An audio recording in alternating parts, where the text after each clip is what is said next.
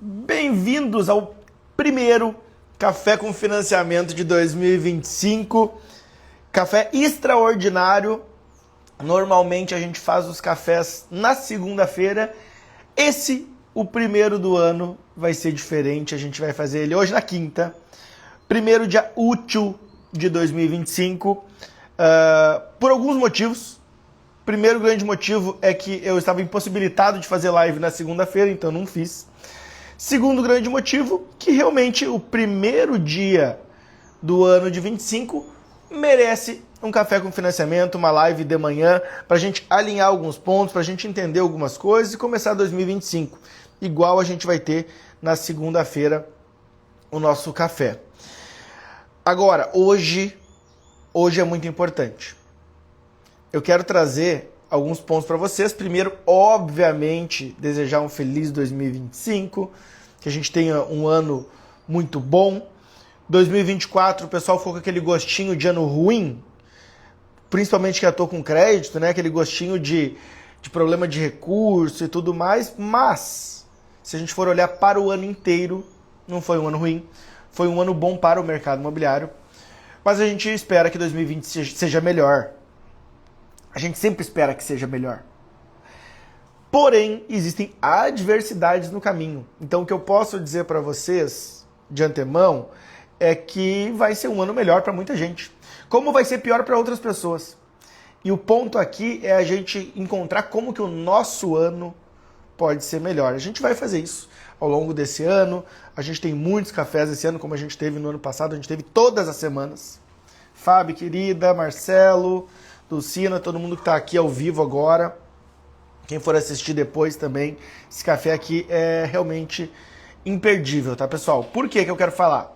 Eu quero primeiro trazer um informativo, uma bomba. Nós sabíamos já. Sabia-se que a taxa de juros no SBPE ia aumentar. Ia aumentar a partir de janeiro. E não é que aumentou? Eu vou trazer aqui as informações. Claro que são informações extraoficiais. Quando for oficial, eu vou fazer um post sobre isso.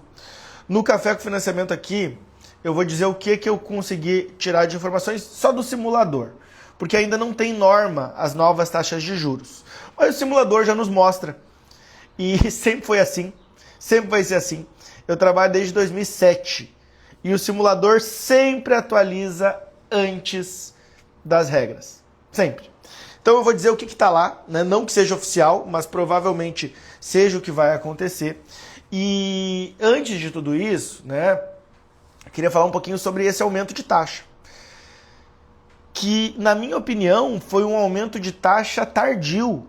Né? A gente passou o ano de 2024 inteiro trabalhando com taxa nominal de 9,3 com relacionamento. Efetiva, a mais cara que a Caixa tinha dentro do SFH era 9,99, enquanto os outros bancos todos estavam trabalhando com 11, mais ou menos, 11,5 alguns, 12 outros. E a Caixa que em 2023, se vocês pegarem minhas lives, se vocês pegarem as aulas do Financiamento Pro, outro detalhe importante, eu não agendei nossa aula de janeiro. Todo mundo que é aluno e está aqui, eu não agendei a aula de janeiro. Por quê? Porque eu estou esperando algumas informações. Afinal, hoje é o primeiro dia útil. Então, hoje é que começa. Ah, Murilo, vai entrar o orçamento que dia? Pessoal, nem deu tempo ainda de fazer reunião sobre o orçamento. Não deu tempo ainda de ver. As taxas de juros vão subir? Vão. A partir de quando? Hoje. Tá, e quem já tinha o financiamento aprovado? Quem estava esperando reserva? Aumenta a taxa agora? Quantos dias tem para contratar? Calma, calma.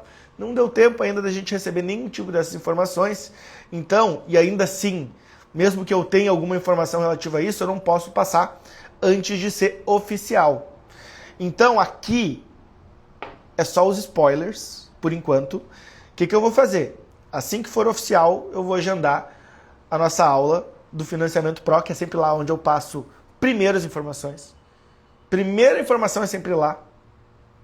E aí eu vou agendar com vocês. Depois eu trago aqui Mas o importante é vocês entenderem que eu vou trazer aqui é o que a gente tem de pré-informações que está ali no simulador e tudo mais, não é ainda oficial. Quando for oficial, eu vou fazer um post. Primeiro para alunos, depois aqui no Instagram. Tá? Então vamos falar sobre esse aumento da taxa de juros e depois eu quero falar com vocês sobre... Primeiro eu vou dar a informação e depois quero falar sobre as metas. Não sei se vocês já fizeram ou não. E como, independente do ano, Murilo, o ano vai ser bom para o mercado imobiliário, vou falar sobre isso também. Mas, se ele for muito bom para o mercado imobiliário, tem profissionais que vão se dar mal. Tem profissionais que vão estar igual ao ano passado e tem profissionais que vão estar melhor. Enquanto, se o ano for ruim para o mercado imobiliário no geral, vão ter mais profissionais se dando mal, mais profissionais do mesmo jeito e menos se dando bem. Mas ainda vão ter profissionais se dando bem. Vão ter. Tem gente que ganhou muito dinheiro nas crises que houveram. Por quê? Souberam se posicionar. Esse é um ponto importante que eu vou levar e vai ser das minhas metas e dos meus objetivos para 2025. Sabe qual é? Eu vou falar sobre metas e objetivos ao final do café, mas um dos meus objetivos para 2025 é que os meus alunos, independente do ano, tenham resultado melhor que o ano passado. O ano pode ser ruim. Agora, quem estiver junto comigo, a gente vai seguir os caminhos corretos para fazermos o nosso ano bom. Tá? O nosso ano bom. Então vamos lá. Vou falar sobre o aumento das taxas, vou responder algumas perguntas, tá? Vou responder algumas perguntas que houverem aqui também, mas eu não consigo ler todas, senão não dá tempo de eu passar o que eu me proponho aqui. Mas vamos lá. SBPE, aumento de taxa. Falei, foi tardio. Por quê?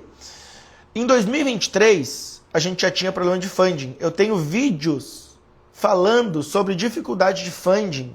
Eu estava fazendo uma retrospectiva das aulas ao vivo do Financiamento Pro, e aí eu abro, né? Eu faço, nas minhas aulas ao vivo, normalmente eu faço um PowerPoint para trazer, né? Que vai, tal assunto, tal, e vou dando a aula. E aí, lá em 2023, eu já falava da escassez de recursos e possíveis aumentos de taxa de juro. A gente trabalhou 2024 inteiro sem esse aumento. O que acontece quando tu tem uma taxa de juros muito baixa, ofertada, e o mercado com uma taxa de juros muito alta? Dois grandes movimentos. Primeiro, todo mundo quer contratar na taxa mais baixa. E estava muito baixo. Então, aumento de gente querendo contratar. Só que os recursos estavam escassos. Se tu tem muita gente querendo contratar, tu não tem dinheiro para emprestar para todo mundo, o que vai acontecer no final do ano? Problema. Não vai conseguir emprestar. Né? A taxa de juros estava muito baixa. Aí tem que fazer o que no final do ano? Tomar medidas drásticas. O que é medida drástica? Reduzir o financiamento para 70% na saque, para 50% na price, um financiamento por pessoa. Demanda gigantesca, destoada da taxa de juros do mercado. Muito abaixo do que o mercado pratica. Se o funding, né, os recursos estão disponíveis e tem muita grana para emprestar e quer trabalhar com taxa mais baixa, muito mais baixa, beleza, né? Faz sentido. Agora, se os recursos já estão escassos, e a gente não é de hoje, pessoal. Em 2021 a gente já falava de escassez da poupança, 2020 escassez da poupança, e 2024 o ano inteiro com taxa baixa. Né? Então o que acontece? Todo esse período de taxa muito baixa gerou uma hiperdemanda. E aí, com essa hiperdemanda, acontece o que aconteceu no passado, de ter que tomar medidas drásticas. O que eu falava no ano passado? Falava, olha, mais vale a gente ter uma taxa de juros. Por exemplo, a Caixa trabalhando com 9,99 efetivo, com relacionamento 9,79. Nominal 9,37. Eu falava naquela época, olha, mais vale a gente ter uma taxa efetiva 10,5 e os demais bancos trabalhando com 11, 10,8, alguns até parecido, uma taxa próxima, e ter recursos para contratar com tranquilidade, com 80% de cota, né? Reprovando às vezes menos, deixa, né, o ponto de corte alto porque é necessário, mas reprovando menos. Mas deixa a taxa mais perto do mercado. Por quê? Porque tem um outro movimento. Aí você faz uma carteira durante um ano com taxa de 10%. Um ano inteiro, trabalhando com essa carteira em 10%. Só que se você precisar negociar essa carteira no mercado secundário, por exemplo, preciso vender essa dívida aqui que eu fiz ano passado para outros bancos, para criar funding. Eu tenho um ano de lastro com taxa de 10, que eu poderia ter taxa de 10,5. Fica mais fácil eu vender uma dívida para outro banco que o cara me deve 10 ao ano? Ou fica mais fácil eu vender para outro banco uma dívida que o cara me deve 10,5 ao ano, que me deve 11 ao ano, ainda mais com uma tendência de alta da Selic? Fica mais fácil vender a taxa mais cara. Claro que no ano passado, no início do ano, se vocês lembrarem, a expectativa, a Selic estava em queda. Ela não estava subindo como ela está hoje. Ela estava em queda. No fim, ela embarcou para cima e está indo embora, né? Por vários motivos. Não é o objetivo aqui. Um dia a gente pode falar só sobre economia. Inclusive, eu quero deixar um módulo no Financiamento Pro sobre economia básica, o pessoal saber argumentar. Mas o ponto é, se a gente tivesse aumentado a taxa lá no passado, talvez essa taxa não tivesse sido... talvez não teríamos tantos problemas, é óbvio. Redução de cota e tudo mais. O financiamento do CPF e tudo mais. E além disso, talvez não precisasse subir muito a taxa agora. Porque eu não sei se vocês viram já quais as taxas projetadas no simulador. Lembrando, ainda não é oficial, não está em norma, mas está no simulador e eu vou trazer para vocês o que está no simulador. Combinado? Alguém chuta quanto que vocês acham que está a taxa efetiva balcão hoje? Por favor, bota aí. A gente estava com 9,99. Quanto vocês acham que está a efetiva balcão no simulador hoje? Não vale lá fazer a simulação agora. Rita não vale. Rita, para quem não sabe, ó, o pessoal já viu já. Fábio. Tamar chutou lá em cima, 14. 14 não pode, Tamar, porque o máximo é 12. Ó, o pessoal acertando, tá? 11,49 a taxa efetiva. Hoje. Sem relacionamento. Tá? Eu vou passar aqui todas as taxas com relacionamento e sem, só falado mesmo, porque não precisa anotar ainda. Eu vou fazer um post e vou divulgar assim que for oficial, não precisa sair anotando. Mas só para vocês terem uma noção, são 3 níveis de taxas de juros, né? Taxa balcão, taxa de relacionamento e taxa relacionamento plus, certo? Quanto que tá? Balcão efetiva no simulador já 11,49, nominal 10,9. 11,49, nominal 10,9. Depois, o cliente tem o primeiro nível de relacionamento. Aqui. Vamos lá, eu anotei aqui, ó. Primeiro nível, 11,29 efetivo e 10,74 nominal. E com o maior relacionamento, e aqui eu não trouxe se vai ter taxa customizada ou não, a gente não sabe, pessoal. Lembre o que eu estou falando aqui. Hoje é o primeiro dia útil do ano. As reuniões vão começar a acontecer, as informações vão começar a vir, né? Eu tenho várias reuniões para fazer hoje, com muita gente. Então, isso aqui, por enquanto, só o que a gente tem de informação. E a taxa Plus, que é a mais barata de todas, 11,19 efetivo e nominal 10,65. Então, a menor taxa que nós tínhamos antes era 9,79. A menor que a gente tem agora é 11,19. Entenderam? 9,79, agora 11,19. Isso aí dá, se eu tô correto, 1,4% de reajuste. É isso?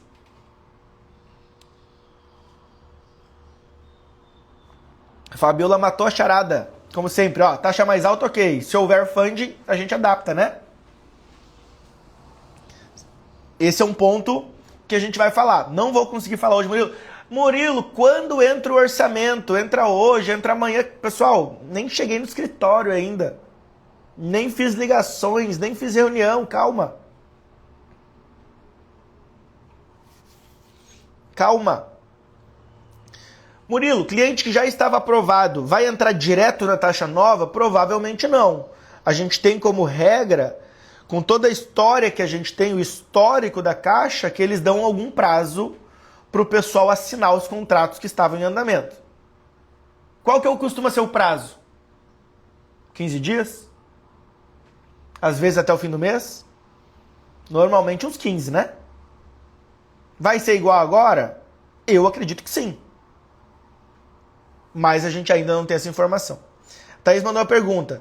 Laudo de engenharia vence em fevereiro. Existe possibilidade de adiar a validade? Não. Não existe. Tem que conseguir assinar até fevereiro. Adiações foram todas negadas pelo gestor do produto. Bom, a gente tem taxa mais alta para atuar. Já bota na cabeça. Ouvendo. É que minha internet deu uma. Botei no 5G aqui. Botei no 5G porque minha internet travou. Vamos lá. Havendo contratações com velocidade, como nós tínhamos no início do ano passado, né? Beleza, a taxa mudou, agora é 11,19. Que, vamos fazer um comparativo com o mercado? Ela tá mais baixa do que alguns bancos e mais alta do que outros. Por exemplo, tem banco ofertando 10,79, né? Lembrem, vai lá, por exemplo, Bradesco, né? Vamos botar nomezinho aos bois? Não tem problema eu falar aqui nenhum. Bradesco oferece 10,79, né? Lembrem, para o cliente com alto relacionamento. Não é todos que pegam essa taxa. Alguns vão pegar 11,19, 11,29, mesma taxa da Caixa, com relacionamento. Outros oferecem mais, né? Itaú subiu a taxa, Santander subiu a taxa, Santander oferece às vezes 11,5, até 12 eu vi ofertando, para dependendo do cliente. Então, taxa continuou competitiva. Apesar de não ser a mais barata do mercado, mas que é um problema. Porém, os outros bancos financiam 90% e 80%, dependendo do banco. Será que com essa mudança volta a financiar 80%? É uma pergunta que fica. Não tenho como responder essa pergunta antes da gente sentir o que o mercado vai fazer com esses valores, com essas adaptações. Pessoal, primeiro movimento, para todo mundo que está aqui, primeiro movimento de 2025 é assinar a esteira que estava travada, entender o início, janeiro, pessoal, janeiro e fevereiro é sentir a demanda, o banco não vai tomar decisões precipitadas. Esse é um fato. De voltar agora os 80% do nada, sem saber como é que está o mercado. Então, eu preciso muito que vocês entendam isso. Janeiro vai ser entendimento, fevereiro talvez também, para começarem as novas ações. Então, mensagem do dia. Eu sei que eu joguei a bomba aqui da taxa de juros. Calma, assim que forem trazendo quanto tempo vai ter para contratar, como que vai ser, eu vou informando vocês, assim como as expectativas de voltar daqui a pouco a um 80%. Pode? Claro que pode.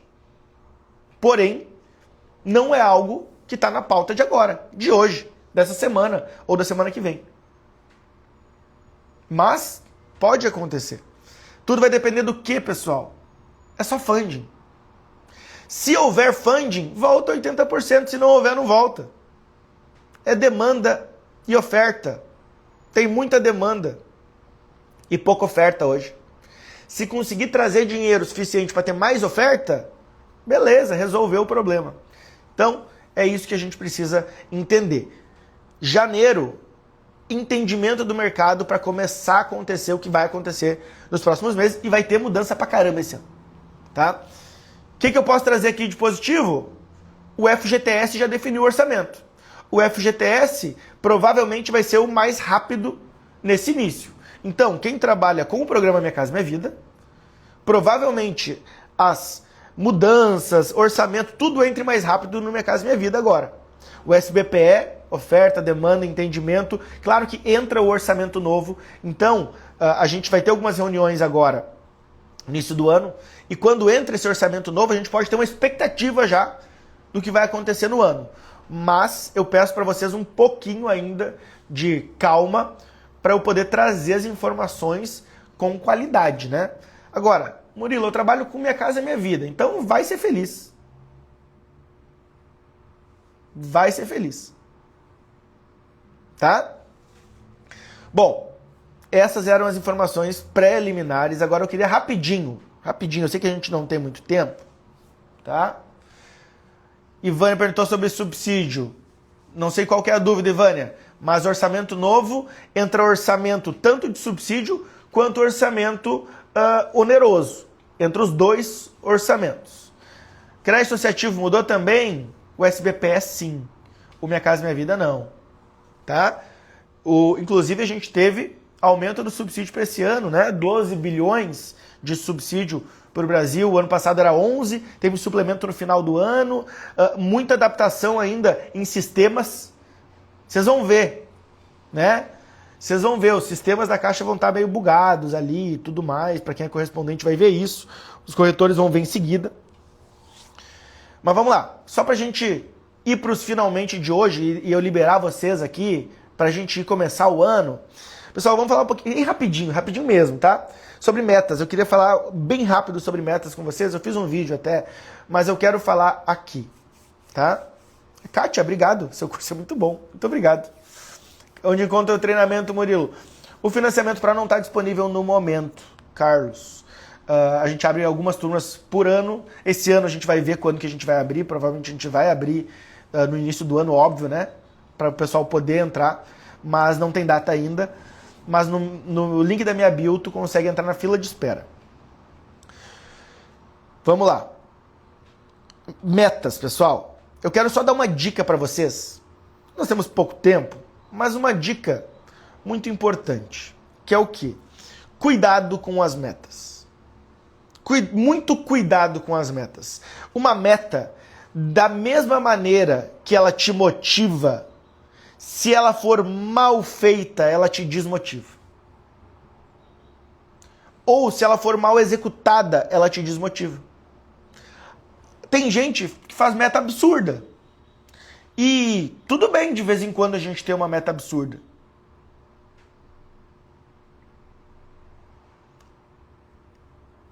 Obrigado, Fábio. Fábio dizendo que tem que abrir logo a turma, né? É verdade, Fábio. A gente vai ver agora, a gente vai organizar aqui. Mas isso está nas minhas metas. Mas vamos para a meta. Tem gente que cria metas que ajudam, e a meta serve para isso, né? Para a gente saber onde a gente quer chegar. Porque se a gente não sabe onde a gente quer chegar, eu falo isso nas minhas mentorias, qualquer lugar serve, né? Então a gente bota uma meta, por exemplo, eu quero vender, a pessoa quer vender 1 milhão por mês de imóveis, um corretor de imóveis, por exemplo. Quero vender 1 milhão por mês. E aí tudo bem.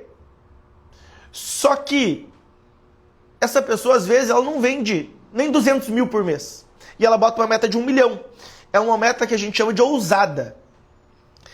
E Se tu não cumprir a meta no primeiro mês, no segundo mês, no terceiro, no quarto, chega na metade do ano, você desiste da meta. E o que era para ser um incentivo, um objetivo, vira um desestímulo, porque você vê que não vai bater a meta.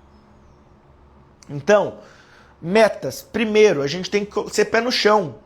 Meta de faturamento tem que ser, quero ser ousado, 50% mais que o ano passado, 30%, o dobro. Uma das minhas metas de faturamento aqui é o dobro. Em alguns âmbitos, tá? Outras não. Outras é 15%. Porque são várias ações, né? O ponto é, cuidado com metas muito altas. E segundo, o pessoal faz meta só de resultado. E aqui vai duas dicas para vocês. A primeira grande dica é, tenham metas de monitoramento de resultado. O que é isso? A pessoa bota, eu vou vender 12 milhões no ano, né? 1 milhão por mês, por exemplo. E aí, como que eu monitoro isso? Quando chegar em 6 meses eu vejo se eu vendi 6 milhões? Não, eu monitoro todo mês. Todo mês eu vou olhar. Ou eu monitoro a cada 2 meses, ou 3 meses. Ou tem gente que, a maioria das pessoas, talvez 90%, se eu fosse chutar um número aleatório da minha cabeça, fontes da minha cabeça, né? 90% não coloca monitoramento. Quer chegar no final do ano e olhar, olha, eu fiz 12, legal. Não! Você tem que colocar nas suas metas. Você tem que colocar nas suas metas também os monitoramentos. Vai ser como? Vai ser semanal, quinzenal, mensal, bimestral. Por quê? Porque você não faz várias metas? Se fosse uma, era fácil demais, né? Mas não. A pessoa chega no final do ano ou no início do ano e faz meta de quê? Eu vou na academia 5 vezes por semana, eu vou ler 25 livros, eu vou melhorar com a minha família, eu vou isso, e são muitas metas. Muitas metas, né? Só que aí a gente não consegue colocar energia em todas ao mesmo tempo. Então a gente precisa saber medir elas. Por exemplo, se você botou a meta de ler 1 livro por mês, chegou no final daquele mês, você não leu o livro, você leu metade. Você sabe que no próximo mês você tem que ler 1,5. Enquanto a tua meta de faturamento, talvez tu conseguiu bater ela. Então tu sabe que no próximo mês, tu pode colocar um pouco mais de energia na leitura, no aperfeiçoamento pessoal, e um pouco menos energia, talvez, em outras áreas. Só que o grande problema é que as pessoas não colocam, e pessoal, o que eu estou dizendo aqui é monitoramento claro. Eu vou olhar dia 15 de fevereiro, dia 15 de março, dia 15 de abril, olhar como estão indo as metas. É tipo o corretor ou o correspondente que não tem CRM. A pessoa, quantos leads tu atendeu? Não sei. Quantas vendas tu fez? Não, venda eu sei, eu fiz 2. Por quê? Porque só consegue olhar para o resultado. Mas o resultado, ele é feito de vários micro resultados. Então a pessoa, que é a mesma coisa que não ter CRM, colocar meta e não monitorar. A pessoa não sabe quantos leads você atendeu. Não sei, é uns 30 ou 50. 100 ou 200. Se você não tem esse monitoramento, você não vai chegar na meta. Porque a meta, o objetivo final lá, ele é o conjunto de que você fez todos os dias, todas as semanas, todas as quinzenas e todos os meses. E aí, às vezes, você vai botar mais energia numa coisa, na outra, às vezes você vai focar mais na academia. Vai ter um mês que você vai falar assim, não, eu me permito ir um pouco menos na academia porque eu preciso focar no meu trabalho. Só que tu tem que olhar mês a mês. Senão, você faz isso o ano inteiro e acabou com as tuas metas. Então, pessoal, obrigado, pessoal, pelos elogios. Então, o ponto aqui é, no momento que você fez a meta, já coloca na agenda quando ela vai ser monitorada. Senão fica só na cabeça, né? Quantos livros eu li mesmo esse mês? Quantos clientes eu atendi? Né? E a segunda dica, para não ir muito distante aqui sempre primeiro dia do ano, o pessoal tá ansioso, né? E a segunda dica, não tenham a meta só de resultado. Por exemplo, Faturamento. Quero faturar, sei lá, 1 milhão no ano, tá? Bota aí o valor. 1 milhão no ano, dá ali, sei lá, 80 mil no mês. Quero 1 milhão no ano. Aí a pessoa bota, quero faturar 1 milhão no ano, então significa que eu tenho que faturar no mês 80 mil. Mais ou menos isso. E aí ela pensa, não, tá resolvido. Por quê? Porque eu botei 1 milhão no ano, mas 1 milhão no ano é uma métrica muito distante. Se eu dividir em meses, fica mais fácil. Eu sei que eu preciso 80 mil no mês. Mas, pessoal, para te fazer 80 mil no mês, como que você faz aquele faturamento? E aí a gente chega nas metas de execução. Você tem que pensar assim, ó. Como que eu faço para fazer 80 mil no mês? Porque se eu fizer 80 mil no mês, eu faço 1 milhão no ano. Só que como que você faz? Ah, vou criar 80 mil? Não. Para você fazer os 80 mil do faturamento, você tem todo o aparato por trás. Quantas pessoas você atendeu? Quantos posts você fez, por exemplo? Marketing. Quanta energia você colocou em marketing? Porque, responde para mim, se você botar mais energia no marketing, você traz mais clientes. Certo? Se você traz mais clientes, você tende a converter mais. Se atender bem, né? Não adianta trazer um mundaréu de cliente e não atender todo mundo. Existe um ponto ótimo. Então, a meta dos 80 mil no mês, ela tem que ser subdividida nas tarefas.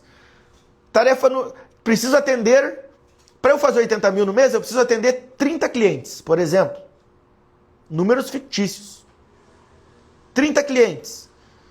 Beleza, vou sentar numa cadeira e vou esperar os 30 clientes? Não.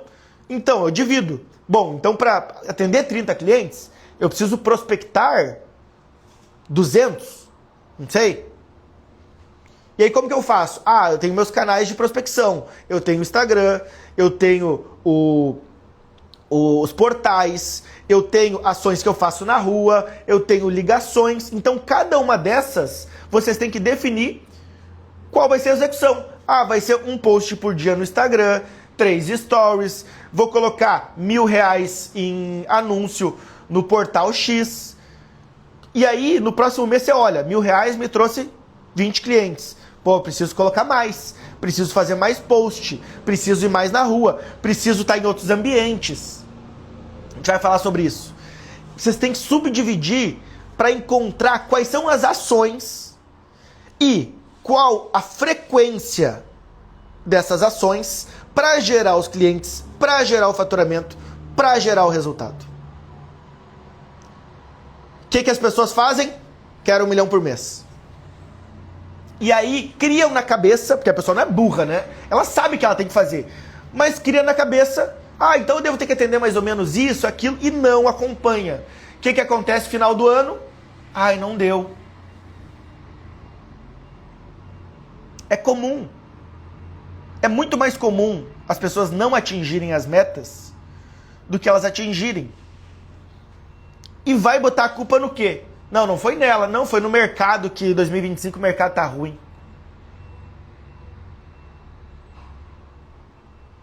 Deixa a vida me levar, né?